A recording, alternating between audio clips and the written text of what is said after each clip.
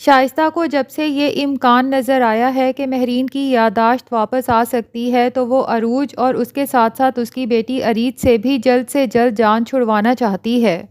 عروج وسائی سے کہے گی کہ وہ اریج کے ہر وقت ساتھ رہا کرے، اسے ایک پل کے لیے بھی اکیلا نہ چھوڑے، لیکن جب شائستہ دیکھے گی کہ اتنا زیادہ پہرا دیا جا رہا ہے اریج پہ تو وہ عروج سے پوچھ ہی لے گی کہ گھر میں کس چیز کا خطرہ ہے آخر۔ تو عروج بھی اسے باتوں باتوں میں سنا دے گی کہ اکثر انسان باہر سے زیادہ گھر میں غیر محفوظ ہوتا ہے۔ شائستہ کو اب یہ تو اندازہ ہو ہی گیا ہے کہ عروج اور وسائی آپس میں مل چکی ہیں، لیکن اسے اس سے کوئی سروکار نہیں، اسے صرف اور صرف دولت سے کنسرن ہے، اس لیے وہ کچھ بھی کر کے عروج سے جان چھڑانا چاہتی ہے،